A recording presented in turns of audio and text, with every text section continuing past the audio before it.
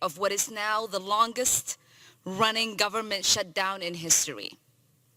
A shutdown which is nothing more than a manufactured crisis designed to distract us from the instability and dysfunction that rules the Trump's White House.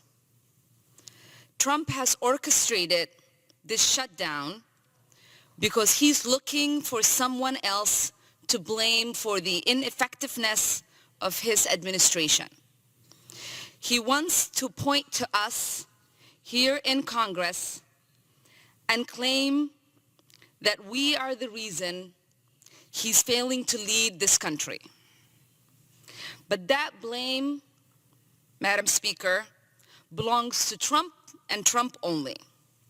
He single-handedly forced 7 agencies to stop their crucial work that impacts the health and safety of every American.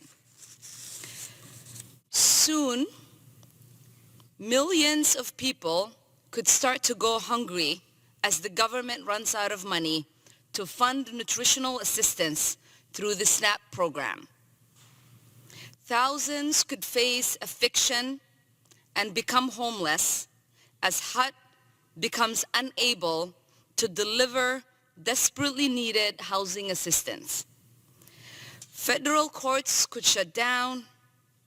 Our aviation system could come to a halt as flights are grounded. And the list, Madam Speaker, goes on and on. But even before this shameful shutdown began, the executive branch agencies were already struggling to operate under Trump's leadership or the lack thereof. As of today, there are more than 200 critical agencies, positions for which Trump has failed to even put forward a nominee. That's more than 200 agencies, offices, and resources that are operating without a defined leadership, full of staff or resources. Consequently, even once we are able to end this debilitating shutdown, our federal government will still be operating at less than full capacity, so long as we have an ineffective, ego-driven president at the helm. As a member of Congress, we took an oath to put the people of this country first, to protect their right, safety, and well-being. That's we are here in the House, voted on day 1 of this Congress, and nearly every day since, to reopen this government.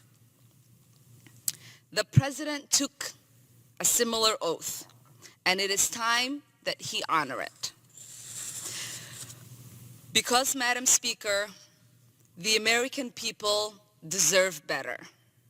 The 400,000 furloughed federal employees deserve better, including the 6,000 workers in my district alone who are currently wondering how they are going to pay their rent at the first of the month and if they are able to afford simple necessities like childcare and food. Deserve better. If the President wants to have a real conversation about border security, we are ready to have it. We can talk about finding a solution to our broken immigration system and how to adopt policies that extend humanity and compassion to migrants and refugees. Every day, families are fleeing violence and untold hardships in countries like Guatemala, El Salvador, and Honduras.